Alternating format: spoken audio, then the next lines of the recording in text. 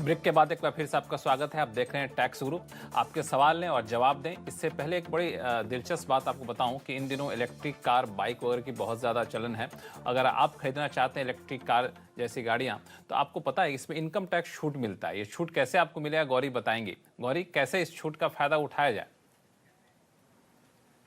कुल लक्ष्मण, जैसे आपको पता ही है कि हमारी सरकार बहुत प्रमोट कर रही है इलेक्ट्रिक व्हीकल्स को। जीएसटी का रेट भी कम कर दिया और जितना भी बेनिफिट्स वो लोगों को दे सकती है वो दे रही है।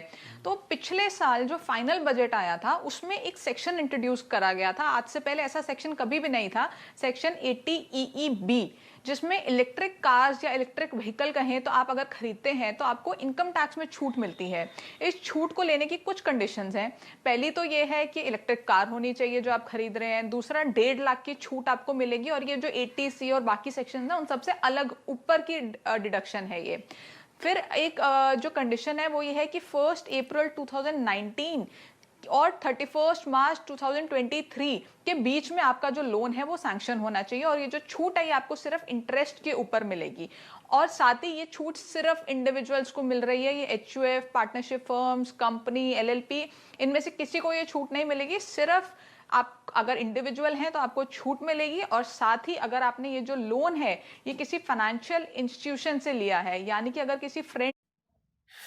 वीडियो में आगे बढ़ने से पहले डिस्क्रिप्शन बॉक्स में जो लिंक दिया गया है वहां पे क्लिक करके इंडिया के नंबर 1 ब्रोकरेज हाउस जीरोडा के साथ जुड़िए, जहां पे आपका ब्रोकरेज 0 लगेगा और अगर लगेगा तो वो भी सिर्फ 20 रुपये इंटरडे ट्रेडिंग के लिए।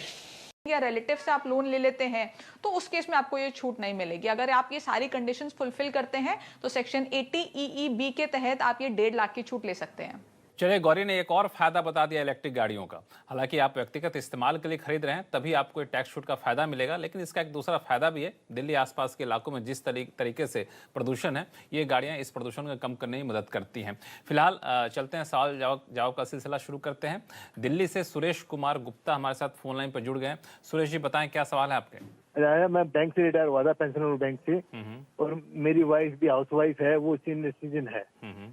और मेरी इनकम जो है केवल पेंशन से है और इंटरेस्ट बैंक डिपॉजिट से है। और मैं अपनी टैक्स लायबिलिटी को, टैक्सेबल है इनकम मेरी, और मैं इसको नील करने के लिए मैंने 4,90,000 रुपये अपनी वाइफ को दिया और उसकी गिफ्ट डीड भी मैंने एग्जीक्यूट करा ली थी, लेकिन वो मैंने रजिस्टर नहीं करवाई गिफ्ट डीड। और बाद में मिसिज ने 5 लाख रुपया अपने अकाउंट से सीनियर सिटीजन सेविंग स्कीम में जमा कर दिया और उसका इंटरेस्ट जो आता है अब वो उस अकाउंट में आता है, लेकिन मुझे बाद में पता लगा वो मेरी इनकम में ही क्लब हो जाएगा। अच्छा। तो उससे मेरी इनकम जो है ना फिर 5 लाख से बढ़ जाती है, और यदि क्लब नहीं होता तो मेरी इनकम 5 लाख से कम बनती है टोटल इनकम।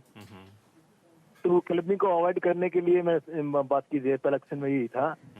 इसके लिए मेरे सामने 2 ऑप्शन है, या तो मैं अपनी मिसिज का सीनियर सेविंग अकाउंट जो है वो क्लोज कर दूं, क्लोज करने के बाद गिफ्ट डीड इग्नोर कर दूं मैं और पैसा वापस ले लूं। और दूसरे ऑप्शन ये है मेरे सामने कि मैं अकाउंट चलने दूं और उसके सेम अकाउंट से उतना पैसा मैं वापस ले लूं। बिल्कुल, आप इन सारे ऑप्शन तो आपके पास हैं, आपने रिसर्च कर रखा है, तो आप चिंता ना करिए। गौरी हमारे साथ बनी हुई हैं, काफ़ी जानी मानी टैक्स एक्सपर्ट है, वो बताएंगे आपको कि कैसे आप बचे इस मामले से। गौरी जी, मैं आपको बिल्कुल बता देती हूँ। आपने बिल्कुल सही समझा है। जो आपने वाइफ को गिफ्ट करा वो पैसा अगर वो कहीं इन्वेस्ट करती है और उससे कोई इनकम होती है वो आपकी इनकम में क्लब हो जाएगी।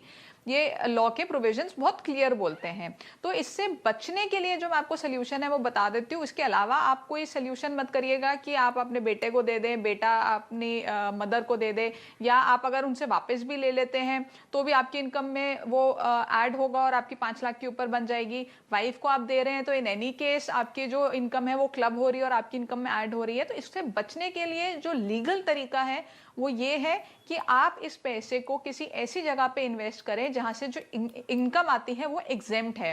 और इसमें काफ़ी ऑप्शंस आपके पास अवेलेबल हैं। तो आप ये जो सीनियर सिटीजन सेविंग अकाउंट है इसको बंद करा दीजिए। इसके बाद आप टैक्स फ्री बॉन्ड्स खरीद सकते हैं, आप डिविडेंड ले सकते हैं, यानी कि शेयर्स में इन्वेस्ट कर सकते हैं, डिविडेंड ले सकते हैं। पीपीएफ एक ऐसा ऑप्शन है।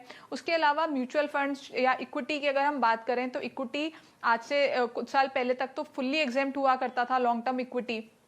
अब उस पे टैक्स लग चुका है, लेकिन अभी भी 1 लाख तक वो एग्जेम्प्ट है।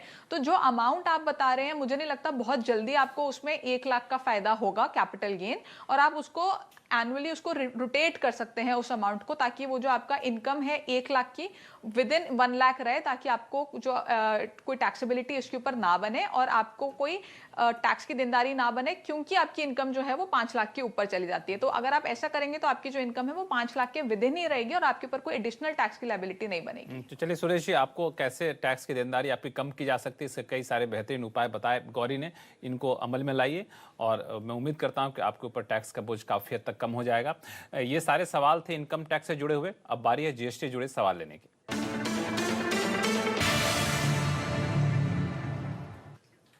सूरत से अपूर्व पटेल साहब हमारे साथ फोन लाइन पर जुड़ गए हैं। अपूर्व साहब बताएं, क्या पूछना चाहते हैं?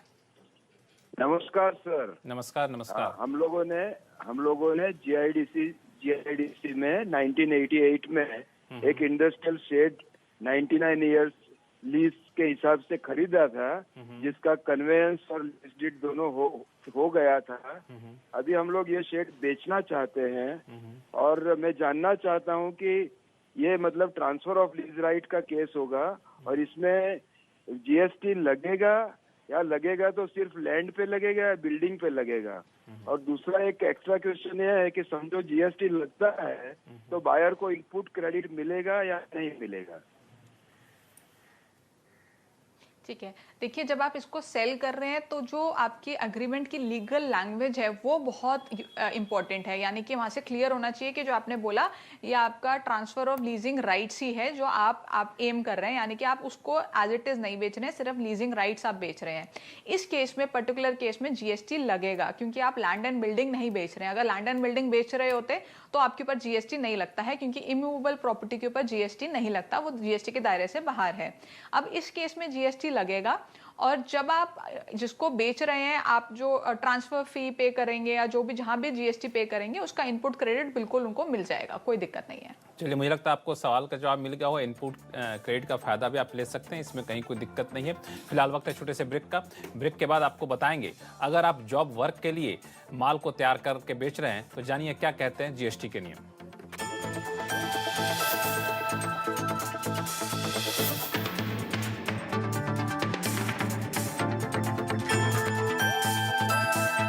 के बाद एक बार फिर से आपका स्वागत है। दिल्ली से राहुल सिंघल हमारे साथ फोन लाइन पर जुड़ गए हैं। राहुल जी बताइए, क्या सवाल है? हाँ जी सर, नमस्कार सर। नमस्कार सर, मैं एक्चुअली एक लोकल बिजनेसमैन हूँ। मेरा हैंड बैग्स बनाने का बिजनेस है सर, जिससे मैं जो वेंडर वगैरह होते हैं उनसे मैं रॉ मटेरियल वगैरह खरीदता हूँ।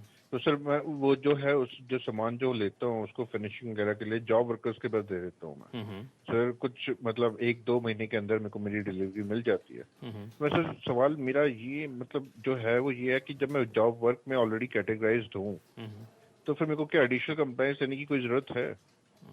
देखिए बिल्कुल आपको एडिशनल कंप्लायंस की बिल्कुल ज़रूरत है। जो नॉर्मल आप रिटर्न्स भरते हैं वो जो सब लोग भरते हैं वो तो आपको भरनी ही है। इसके अलावा क्योंकि आप जॉब वर्कर को यूज़ कर रहे हैं, अपना जो रॉ मटेरियल है वो जॉब वर्कर के पास भिजवा रहे हैं, वो आपको उसको फाइनल करके भेज रहा है या सेल कर रहे हैं या जैसे भी आप कर रहे हैं, जॉब वर्कर इन्वॉल्व है, तो आपको एक फॉर्म ITC 04 क्वार्टरली भरना होगा। जैसे ही क्वार्टर आपका खत्म होगा उसके नेक्स्ट मंथ की 25th डेट से पहले पहले आपको ये फॉर्म भरना होगा। इस फॉर्म में काफ़ी सारी जानकारी ली जाती है, जैसे कि कितना रॉ मटेरियल आप भेज रहे हैं, क्या चालान नंबर है, कितना रॉ मटेरियल आपके पास आ गया है वापस, कितनी क्वांटिटी में आया है, क्या किस चालान नंबर के अगेंस्ट आया है, ऐसी काफ़ी सारी जानकारी इस ITC 04 में मांगी जाती है। तो ये भरना आपके लिए बिल्कुल ज़रूरी है। ध्यान रखें, अगर आप जॉब वर्क कर रहे हैं, जॉब वर्कर से काम करा रहे हैं, तो इस फॉर्म को ज़रूर भरें। चलिए, अगला सवाल ईमेल के जरिए आया है राजीव राय का। दरअसल ये एक एक्सपोर्टर है, हर बार रिफंड के लिए अप्लाई करते हैं, लेकिन इस बार कुछ इनवॉइस GSTR 2A में नज़र नहीं आ रहे हैं, जिस वजह से रिफंड मिलने में मुश्किल हो रही है। अब राजीव जी जानना चाहते हैं कि अटके रिफंड को पाने का क्या तरीका है? नहीं राजीव जी, ये जो आपके 2A में इनवॉइसेस नहीं आ रहे हैं, ITC रिफ्लेक्ट नहीं कर रहा है, इसका आपको रिफंड नहीं मिलेगा। इस पर डिपार्टमेंट ने सर्कुलर भी इशू किया हुआ है, क्लैरिफिकेशन भी इशू की हुई है और बहुत स्पष्ट तरीके से बताया है कि अगर आपके 2A में कुछ इनवॉइसेस मिसिंग हैं तो उस का क्रेडिट आपको नहीं मिले, उसका रिफंड आपको नहीं मिलेगा। इसके लिए सोल्यूशन ये है कि आप जब अपनी रिटर्न भरते हैं 2A से मैच करके भरें। जिस महीने के 2A में वो इनवॉइसेस रिफ्लेक्ट कर रहे हैं उसी महीने की 3B में आप उसको क्लेम करें। इस केस में आपको रिफंड मिल सकता है, लेकिन अगर आपके इनवॉइसेस रिफ्लेक्ट नहीं हो रहे 2A में, आपको उसका रिफंड नहीं मिलेगा। कोई तरीका नहीं है इसका रिफंड लेने का। बड़े मायूसी हाथ लगी होगी राजीव जी की। चलिए कोई नहीं, अगली बार से सतर्क रहेंगे और समय पे रिटर्न फाइल करेंगे। टैक्स गुरु में फिलहाल इतना ही।